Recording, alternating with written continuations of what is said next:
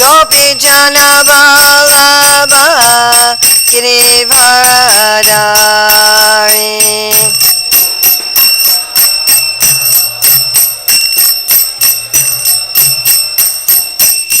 Gopi Jana Vallabha Girivaradari.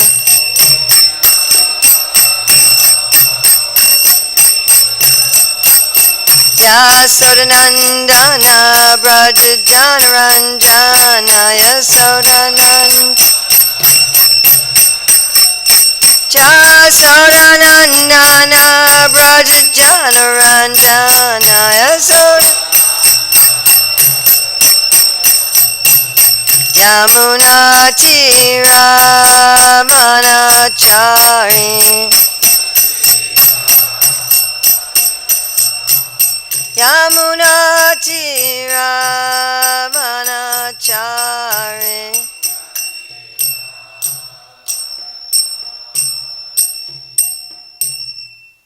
Jayam Vishnupad Paramahamsa Parivrajikacharya Atsatara Satyashri Srimati Sivangai Sesi Bhaktivedanta Swami Maharaj Prabhupada Ki Jai.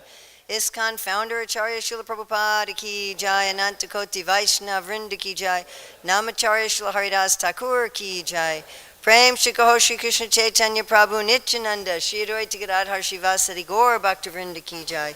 Shri Shri Radha Krishna Go Gopinath Shai Mukunda Radha Kunda Giri Govardhana Ki Jai. Vrindavan Dhama Ki Jai. Mathura Dhama Ki Jai. Navadvip Mayapur Dhama Ki Jai. Jagannath Puri Dhama Ki Jai. Gangame Jamuna Devi Ki Jai. Bhakti Devi Ki Jai. Tulsi Maharani Ki Jai. Samaveta Bhaktivinoda Ki Jai. Gaur Premanande. All glories to the assembled devotees. All glories to the assembled devotees. All glories to the assembled devotees. All glories to Sri Guru and Gauranga. All glories to Srila Prabhupada. Nama Om Vishnupadaya. Krishna Prastaya Bhutale Srimate Bhaktivedanta Swami Niti Namane. Namaste Saraswati Deve. Gauravani Pacharane. Nirvasesa Sunyavadi Paskachade Satarane. Vandeham Shri Guru Shri Yuta Padakamalam Shri Gurun Vaishnavamscha Shri Rupam Sagrajatam Sahagana Raganatam Vitam Stam Sajivam Sadvoitam Sadvadutam Parijana Sahita Krishna Chaitanya Devam Shri Radha Krishna Padam Sahagana Lalita Shri Vishakam Vitamscha Panchkalpatubhyascha Kripasindhviyavata Patitanam Pavanebhyo Vaishnavebhyo Namo Namaha. Jai Jai Shri Chaitanya Jaya Nityananda Jaya Dvaita Chandra Jaya Gora Bhakta Vrinda Jai Jai Shri Chaitanya Jaya Nityananda Jaya Dvaita Chandra Jaya Gora Bhakta Vrinda. So I heard you all reading from C.C. Madhya 13, and I said, oh, I have a whole presentation from C.C. Madhya 13. Could I give that? And I did not expect a yes. So we're going to be exploring Rath Yatra and Lord Jagannath. So this is from Madhya 13 and also a little bit from Krishna Book 82.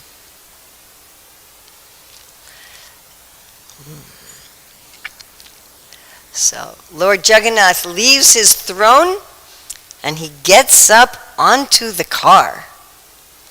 And the very strongly built Daitas, who are as powerful as drunken elephants, they manually carried Lord Jagannath from the throne to the car.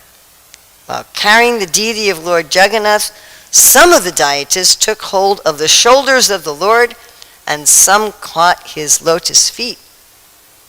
Of course, it's very interesting that the Lord is holding all of us up, yes? The whole universe is like a little seed on his head. Hardly noticeable. And yet, he lets us carry him. This is, of course, very mysterious. The Lord Jagannath deity was bound at the waist by strong, thick rope made of silk. From two sides, the deities caught hold of this rope and raised the deity. Strong, puffed up cotton pads called tulis were spread out from the throne to the car, and the heavy deity of Lord Jagannath was carried from one pillow-like pad to the next by the daitas. So he had a very soft journey, right? Go from one pillow to another pillow to another pillow to another pillow. King Prataparudra personally engaged in the Lord's service by cleansing the road with a broom that had a golden handle. The king sprinkled the road with sandalwood-scented water. So this particular part of the pastime may not mean that much to those of us who were brought up outside of India, but in India, you'd never find a king sweeping the road. I've even seen people throw rubbish next to a rubbish bin, and I'll say, why don't you put it in the bin? And they say, no, that's the sweepers. They will do that. Untouchables, they will do that. So this was very humble service, and of course we knew how much King Prataparudra wanted to see Lord Chaitanya. And Lord Chaitanya was very pleased by this very humble service. So all of us should be willing to do some humble service for the Lord, yeah? Our general service to the Lord should be, of course, according to our nature, according to our propensities, but that doesn't mean we shouldn't also do some humble service. I one time heard one devotee say, I know I'm a Brahmana because I've never done any menial physical work. And I thought, no, I don't think that's right. I don't think that's how it works.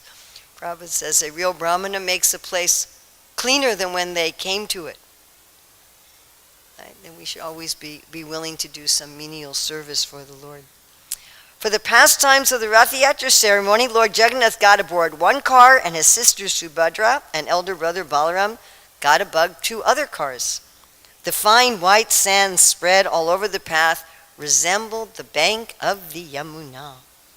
And the small gardens on both sides look just like those in Vrindavan. Sometimes the car would stand still and not move, even though it was pulled very vigorously. The chariot therefore moved by the will of the Lord, not by the strength of any ordinary person. That's true in our own life, isn't it? You all experience that? We try to get our life to go this way and that way, and it goes where it wants to go by the will of the Lord. Yes, everyone has experienced that?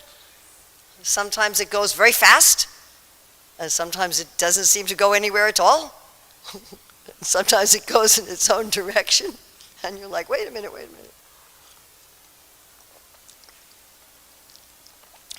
Lord Chaitanya Mahaprabhu wandered through all 7 groups, chanting the holy name, Hari Hari.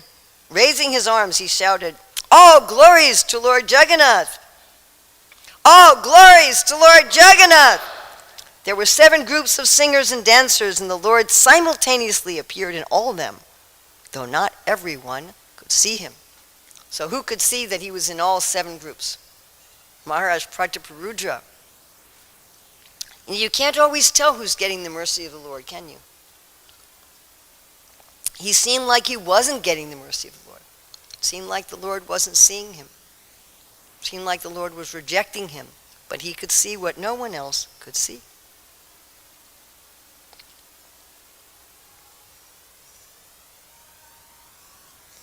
That is very quiet.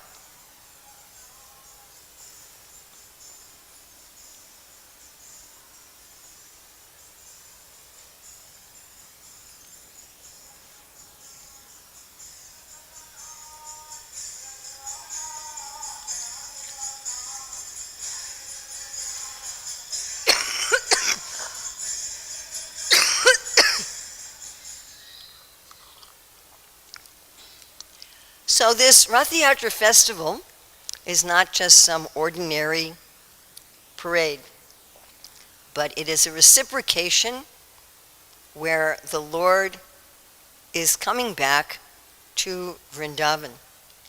And so we're going to look in a little bit of depth about the conversation between Sri Chaitanya Mahaprabhu and, and Lord Jagannath. Now this, of course, is a little interesting because the Lord is talking to the Lord. Now, I don't know about all of you, but I sometimes talk to myself. Do you ever talk to yourself? Sometimes I have a whole conversation back and forth. And so the Lord has Advaitam Achyutam Anadi Mananta Rupam. He has unlimited forms. And sometimes in these different forms he has conversations with himself. Like Krishna and Balaram sometimes have a conversation. They don't even always agree. Do you sometimes not agree with yourself? Yes. I think I really want to do that. No, that's a terrible idea. No, but it might be good. No, I don't really think it's a good idea. So Lord Chaitanya Mahaprabhu, he raised his face toward Jagannath and he prayed, Namo Brahmanya Devaya Go Brahmanya Hitaya Cha Jagad Hitaya Krishnaya Govindaya Namo Namaha. And he said a very interesting prayer. He said, now I have gained the Lord of my life, in the absence of whom I was feeling burned by Cupid and withering away. And Prabhupada in his purport says, this song refers to Srimati Radharani's meeting with Krishna at the holy place of Kurukshetra, where Lord Krishna and his brother and sister came to visit when there was a solar eclipse. It is a song of separation from Krishna. So we know that Sri Chaitanya Mahaprabhu was generally in this mood of separation, and this form of Lord Jagannath is Krishna, Balaram, and Subhadra in a mood of separation from Vrindavan. Now, it's interesting, the devotees always want to see the Lord. We find that the gopis, they get upset even if they're blinking and they can't see the Lord. I don't even notice that I'm blinking. But they get upset that I can't see the Lord even for one eye blink. It's a symptom of love that you want to see the people you love, correct? Right?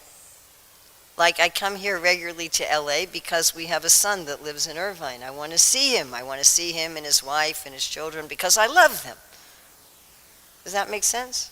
Right? If you say, oh, I love you very much, but I never want to see you, then what kind of a love is that? So how is it that the Lord himself and all the devotees are also relishing this separation? I really like in Brihad Bhagavatamrita when Gopal Kumar, he experiences practically every kind of material happiness in the material world, in the coverings of the universe, in the Brahman, in the spiritual world. And finally he gets to Vrindavan, Goloka Vrindavan, and then Krishna goes to Mathura. And he says, well, we wait in Vrindavan, away from him, because being in Vrindavan in separation from Krishna is a happiness that dances on the heads of all other happiness. And the description is that when you see Krishna, there's Krishna. But when you're in separation from Krishna, it's like you're seeing Krishna everywhere. You're totally absorbed in Krishna. So the residents of Vrindavan were feeling this incredible separation from Krishna and Krishna from them. And then during the solar eclipse, they got to meet. So this whole Rath Yatra is really a reenactment of this meeting of the residents of Vrindavan with Krishna during the eclipse and saying, can't you come home now? Can't you come home now? And Mahaprabhu prayed, that very personality who stole away my heart during my youth is now again my master. These are the same moonlit nights of the month of Chaitra. The same fragrance of malati flowers is there. And the same sweet breezes are blowing from the Kadamba forest.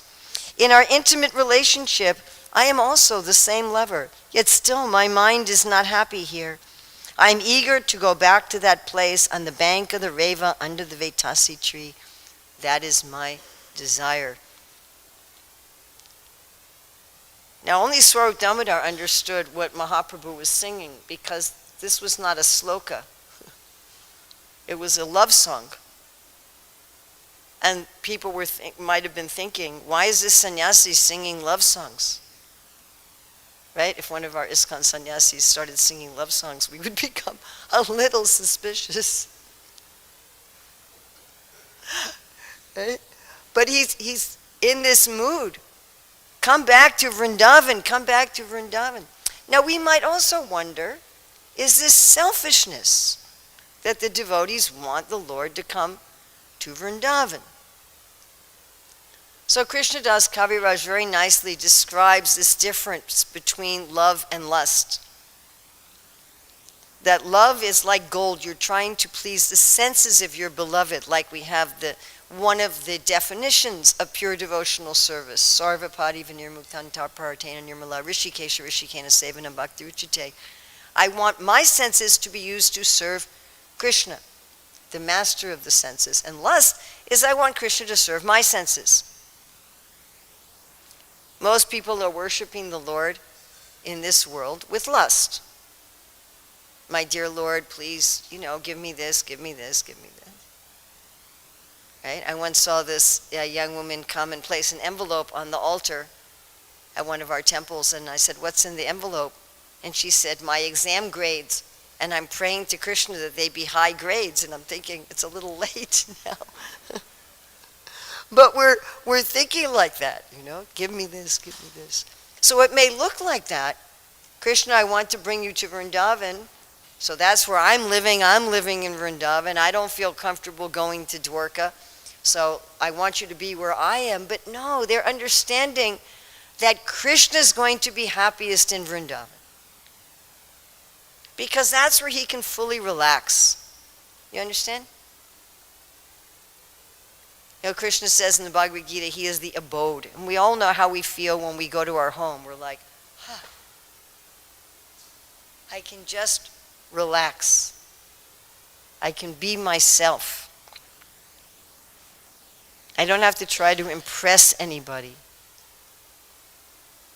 I just spent a few days with two of my adult granddaughters, and I kept telling them that. I said, I just feel completely at home with you, like I can just relax and be myself. I don't have to worry about anything. Before that, I was staying with a family in Auckland that I didn't know previous to my staying with them. And, you're always nervous in that kind of situation. Like, how is it going to be? Am I going to feel that I'm always being judged or something, like at every moment? Thankfully, they made me feel like one of the family. I said, can we eat together and pretend? I said, can you pretend that you're Americans and just eat with me and not stand over my plate to serve me? So, it's nice if people are showing us respect and, but it's a lot nicer when you can just relax. Correct? Yes? So Krishna also feels like that. It's not that he doesn't like the prayers and the worship, but then he's like, can I just be Nanda Maharaj's son? Can I just be the prince? Let Nanda Maharaj worry about taking care of the village. Not my problem. The prince just gets to enjoy. Can I just be with my cows as a village boy? So Krishna likes to be in Vrindavan. And therefore, Srimati Radharani, the residents of Vrindavan, when they're seeing Krishna with all this pomp and ceremony and royalty, they're saying, come to where you can be happy. Come to where you can relax. Come to where, Sri Dhamma can tell you that he's stronger than you. And Lalita can tell you that Radharani's not going to see you today. Please come back to Vrindavan. So this was the mood of all the residents of Vrindavan when they saw Krishna at Kurukshetra. And Lord Chaitanya awoke with this ecstasy of the gopis. He said, I therefore request you to come to Vrindavan and enjoy pastimes with me. If you do so, my ambition will be fulfilled. Now, the devotees are presenting their request as if it's their ambition. So why is that? Because the Lord likes to fulfill the desires of the devotees. The devotees want to please Krishna, and Krishna wants to please the devotees. So if the devotees say to him, this will make us happy, then Krishna is more inclined. Yeah? Then Krishna says, yes, I would like to make you happy. Mahaprabhu said, it is amazing that you have forgotten the land of Vrindavan. And how is it that you've forgotten your father, mother, and friends? How have you forgotten Govardhan Hill, the bank of the Jamuna, and the forest where we enjoyed the Ras Leela? Again, they know that by reminding the Lord of these pastimes, they're bringing him so much happiness. Mahaprabhu continues, my dear Krishna, you are the life and soul of Vrindavan Dham. You are especially the life of Nanda Maharaj. You are the only opulence in the land of Vrindavan, and you are very merciful. Please come and let all the residents of Vrindavan live. Kindly keep your lotus feet again in Vrindavan. So they're also, Mahaprabhu is also presenting like this, everyone's going to die without you.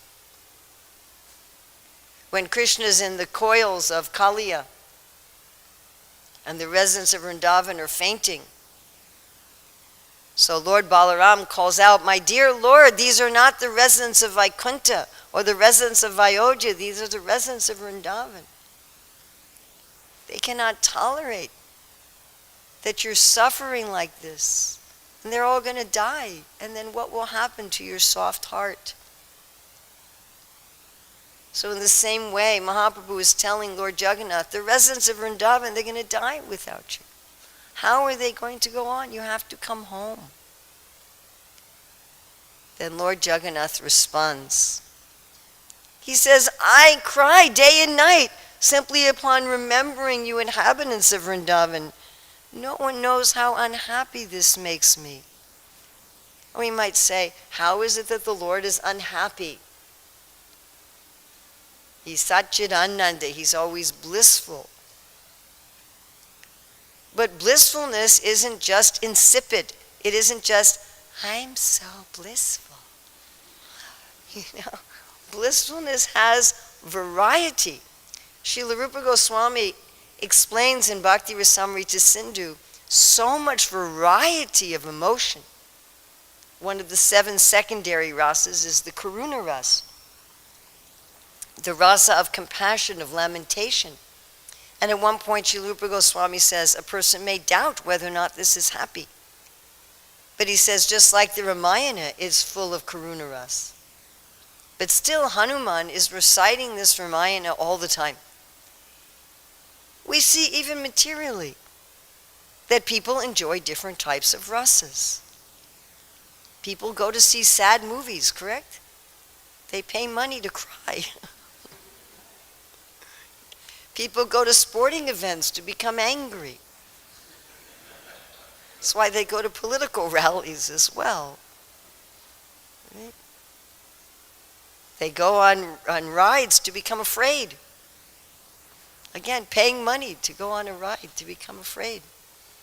Because these are varieties of enjoyment. Of course, materially, even joy isn't enjoyable.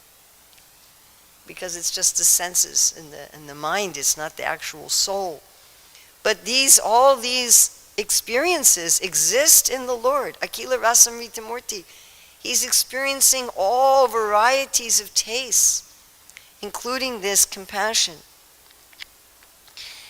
Lord Jagannath continues, all the inhabitants of Vrindavan Dham, my mother, father, cowherd boyfriends, and everything else are like my life and soul. And among all the inhabitants of Vrindavan, the gopis are my very life and soul. And among the gopis, you, Srimati Radharani, are the chief.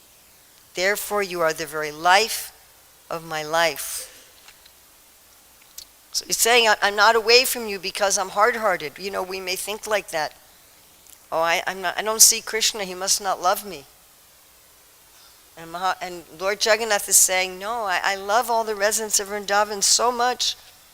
He says, my dear Radharani, you are the most dear, and I know that in my absence you cannot live for a moment. Now this is really interesting. He says, just to keep you living, I worship Lord Narayana.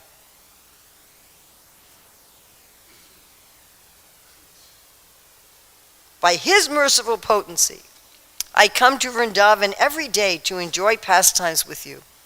I then return to Dwarkadam. Thus you can always feel my presence there in Vrindavan. So what is it that the Lord is worshiping Narayana? Why is Krishna worshiping Narayana?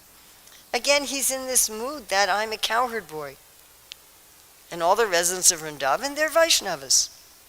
So they worship Lord Narayana. So Krishna is also worshiping Narayana. This is so sweet. It's such a sweet thing. Like we see the Lord wears tilak. You ever wondered about that? Why does he wear tilak?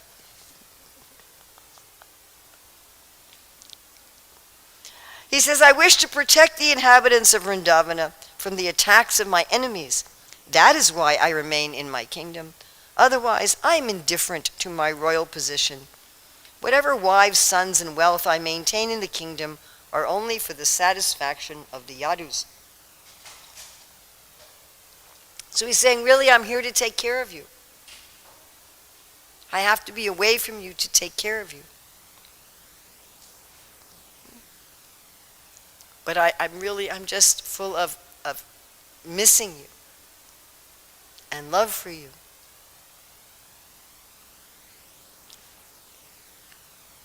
Lord Krishna said, devotional service unto me is the only way to attain me. My dear gopis, whatever love and affection you have already attained from me by good fortune is the only reason for my returning to you. Of course, remember how Krishna tells the gopis they should be satisfied with their love for him. It's such a deep thing. You know, we think, I want to be loved. It's nice to be loved. I appreciate being loved. But more satisfying than being loved is loving. I really don't think there's anything more satisfying than feeling love.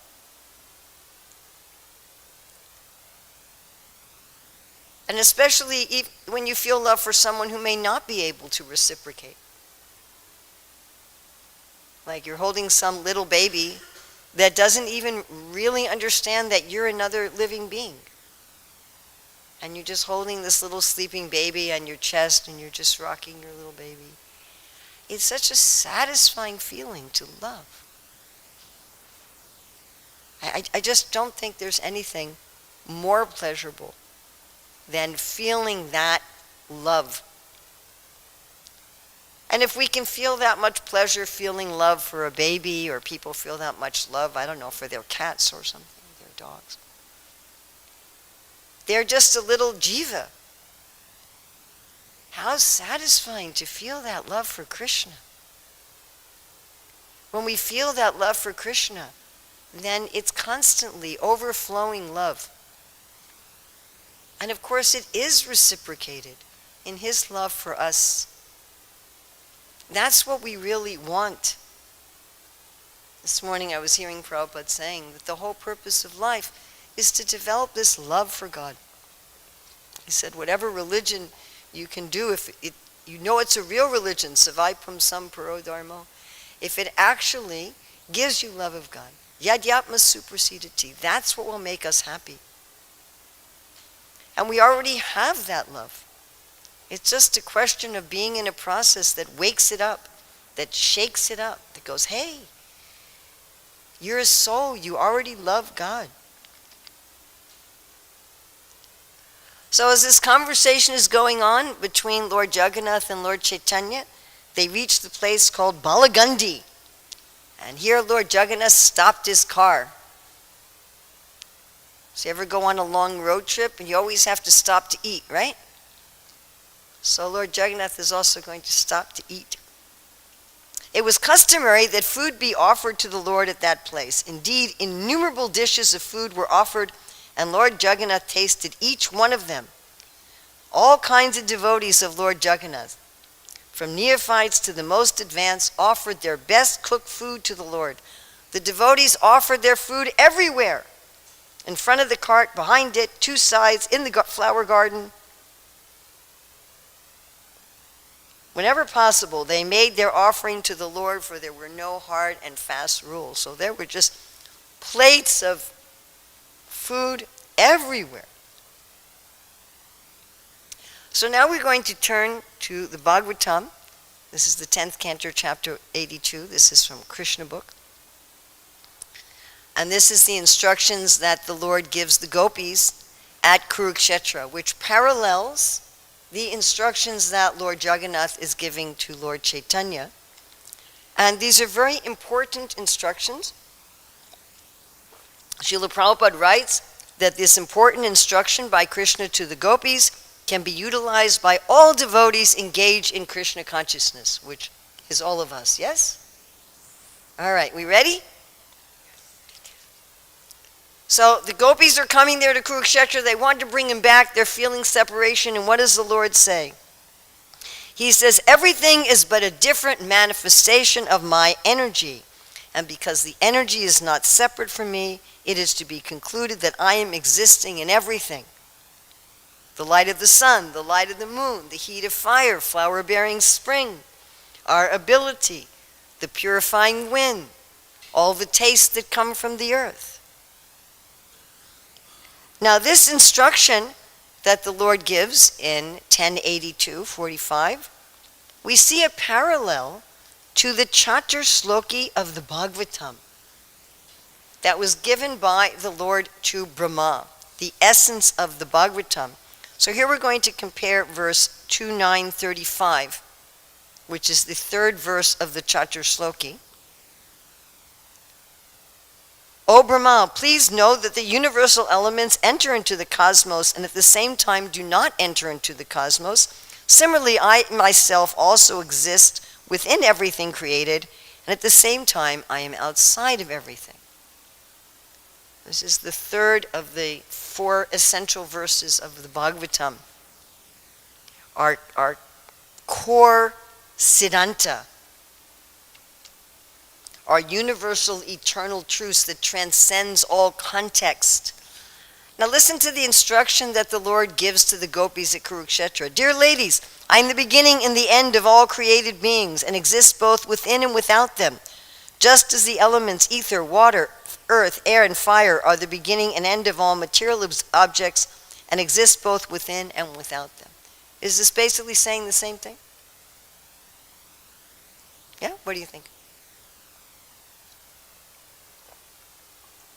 Krishna is within everything and outside of everything. Now, Srila Vishwanath Chakravarti Thakur gives a very interesting commentary on this verse of the Chatur Shloki.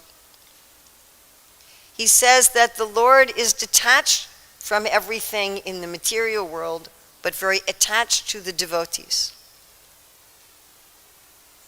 That he pervades the material world, but with his devotees, he exists outside of them in order to reciprocate pastimes with them.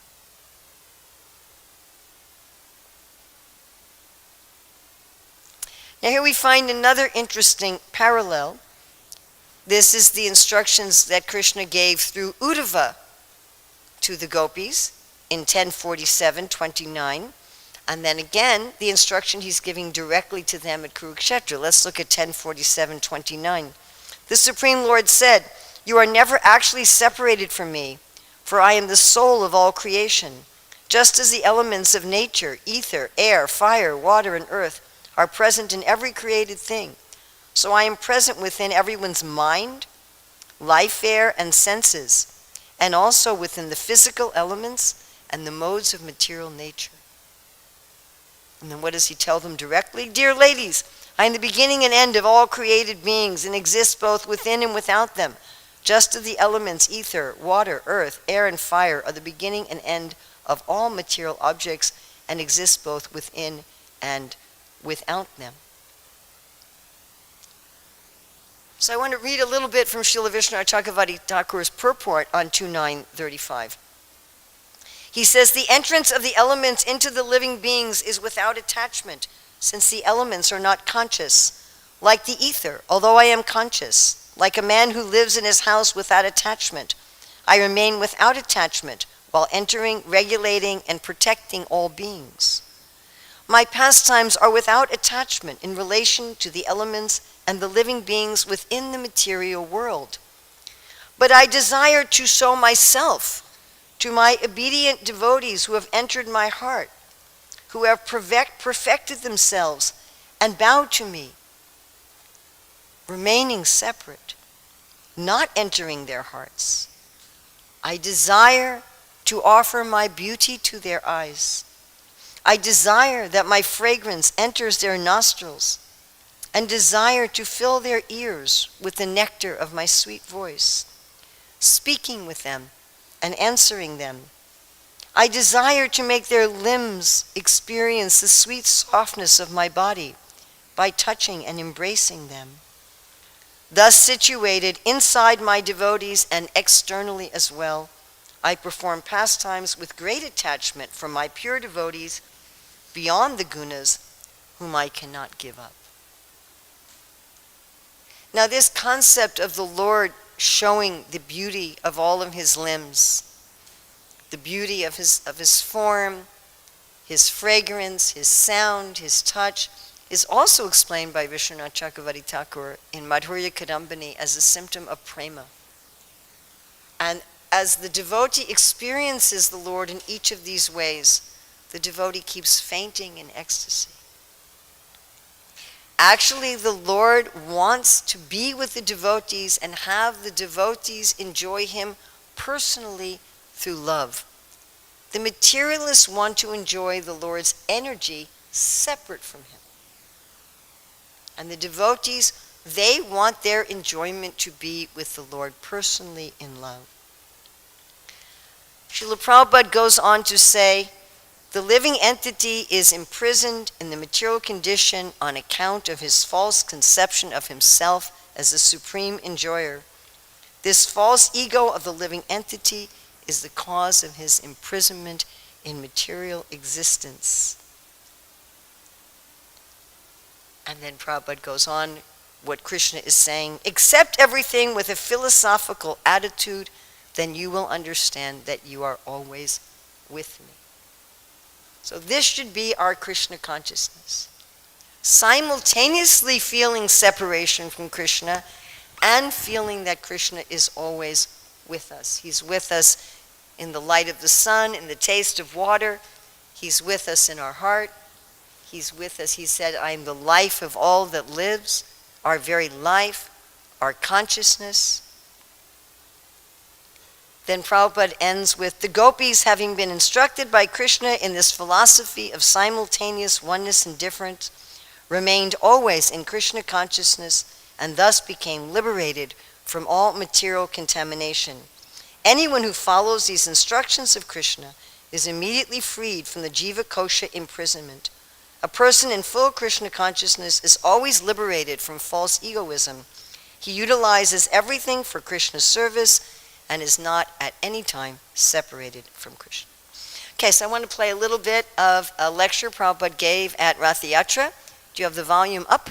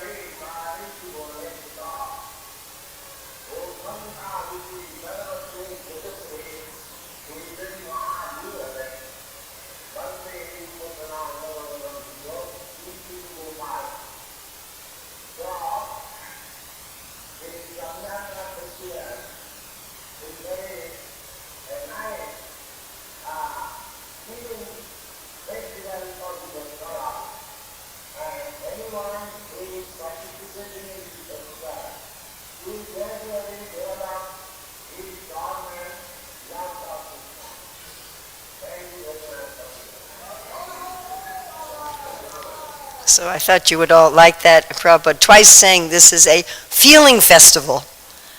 It's a feeling festival. We are not interested in just some sort of ritual, right? But we should actually be a feeling. I'm bringing Krishna back to Vrindavan. Come Krishna, come back to Vrindavan. So any questions, comments, discussions, corrections? Yes, Prabhu.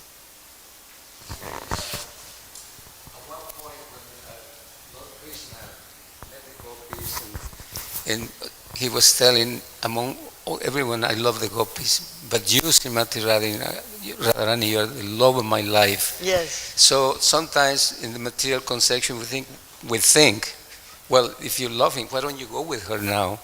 But it appears that he didn't. He still has some other duties. You know, like the Lord has some other duties. Yes. It appears that it contradicts the point of well, when you love someone, why don't you just go? But no, you have other things to do. Can you talk? Well, yes, because again, it's that this separation is so relishable. But remember, Lord Jagannath said that by the grace of Lord Narayan, I'm actually coming every day to see you. Yes. And we know that Krishna never leaves Vrindavan. So in one sense, he's always there, and in another sense, he's coming and going. That is It's interesting, Srila Rupa Goswami, for each of the rasas, when in the Western Ocean, where he describes each of the primary rasas, for each of them he describes meeting and separation, for each of the rasas. Even for Shantaras, there's hidden and visible. So this is increasing the love, it's increasing the ecstasy, it's increasing the relationship, because we want that as well. We want a love that always increases, correct? When people get married, their hope is that when we're 80, we're going to love each other more than on our wedding day. That's the hope, correct? Right? People love, seeing some old couple dancing together, looking in each other's eyes with love, and people thinking, yes, that's what I want. So that this love is increasing through this meeting and separation. It's like that. But he does go with her, don't worry. Don't worry. Krishna's with Radharani. There you go, right on the altar, in your heart. in the Hare Krishna mantra, so don't worry. He doesn't leave her in separation forever. Yes?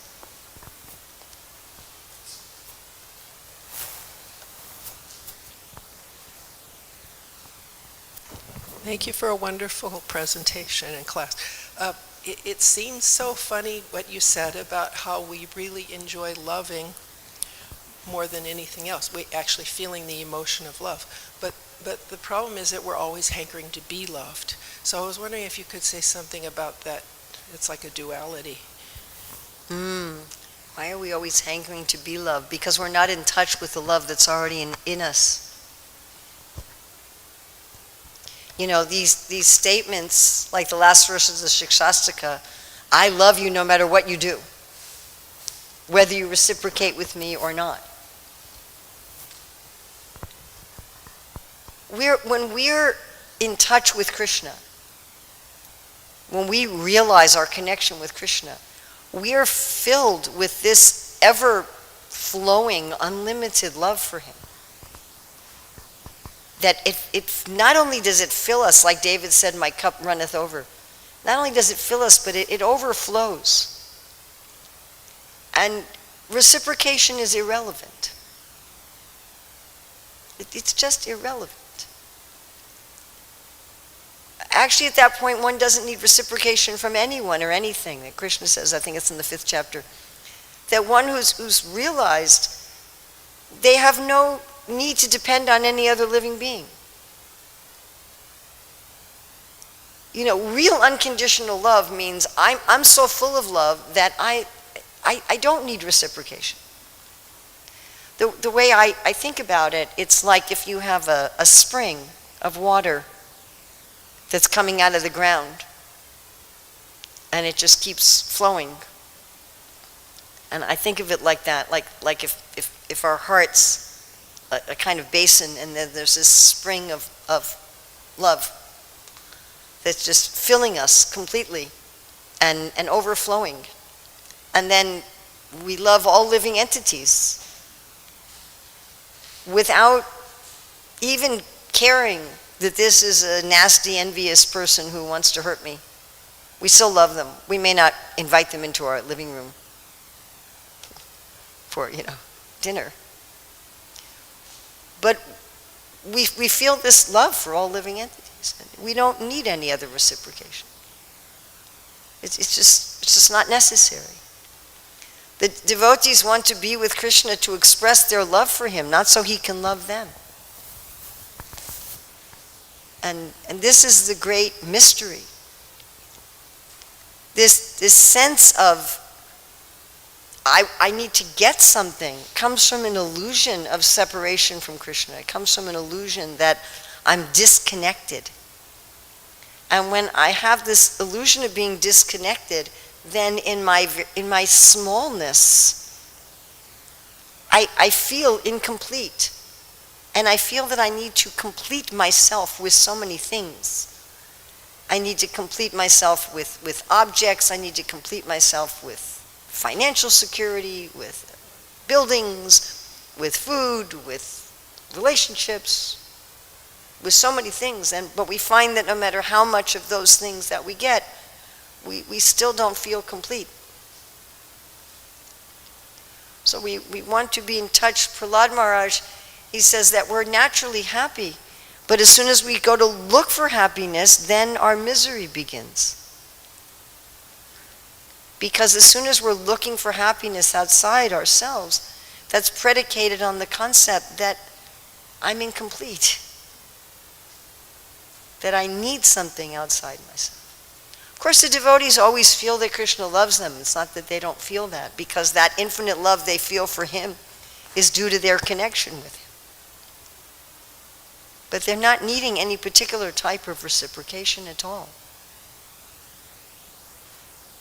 It's practically inconceivable for a conditioned soul. It's just practically, like we can't even imagine it.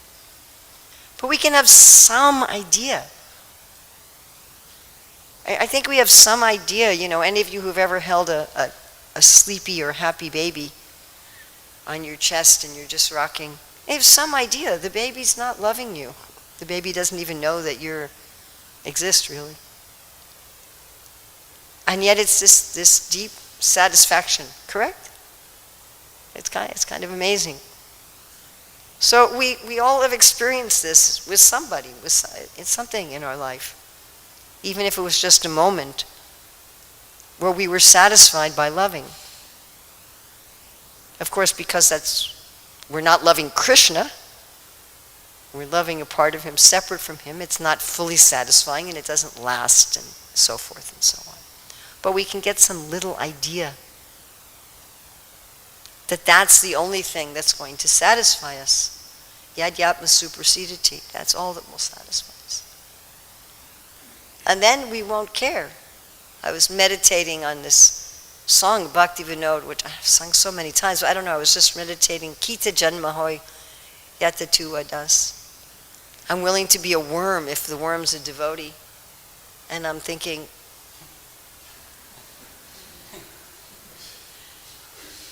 how is the worm a devotee exactly here? Like, how could I be a devotee worm? Not quite sure how that would work. What service can a little worm do for Krishna? But he's actually feeling like that. If I can do some service for you, even if I'm a worm, I'm happy.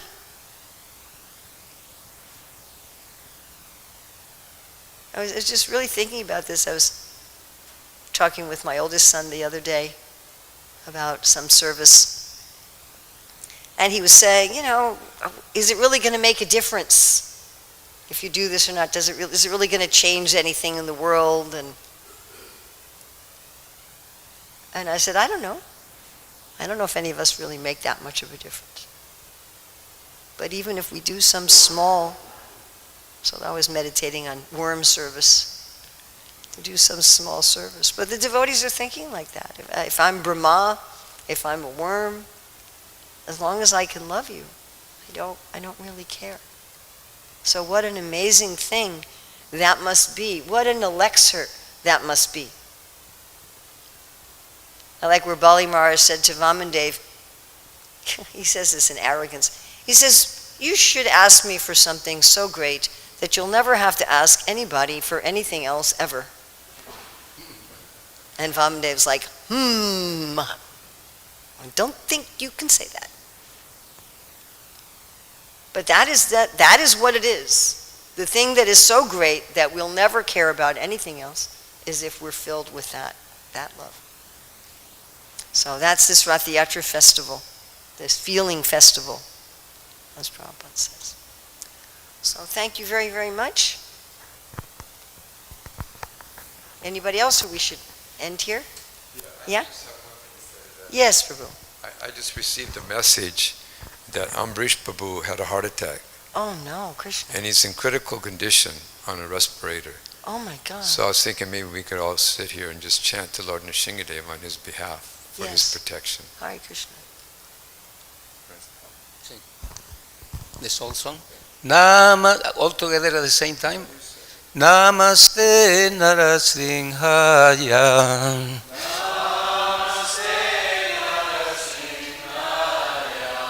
Praladadayine.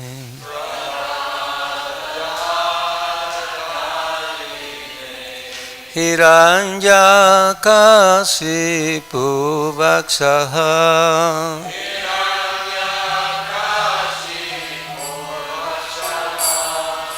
Sila Tankana Kalayen.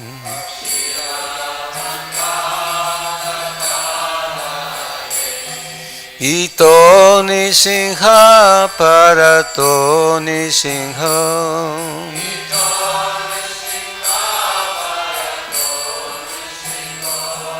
Yato Yato Yamitato Nisingha.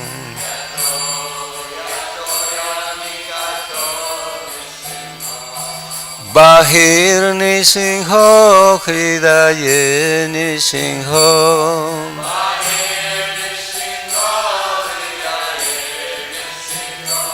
Narasinghanadin saranam prapadye.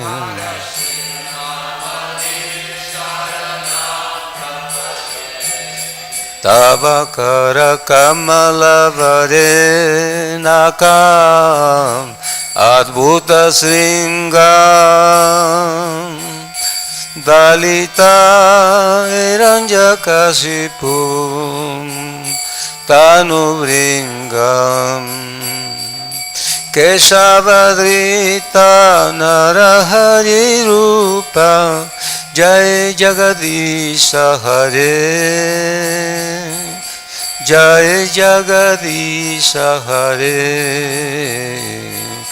Jai Jagadisha Hare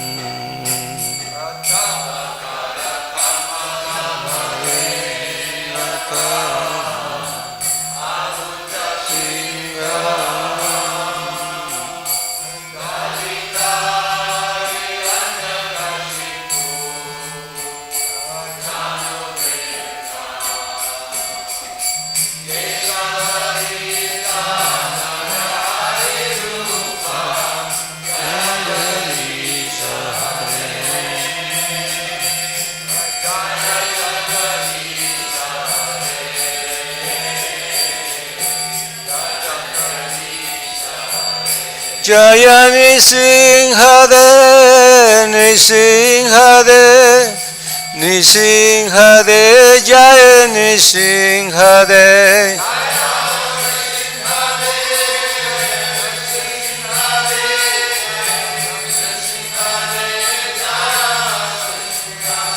Jaya Prahlad Maharaj, Prahlad Maharaj.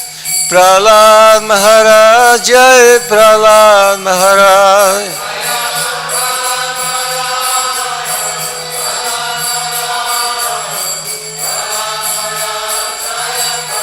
Nitai Gora Haribo, Haribo, Haribo, Haribo.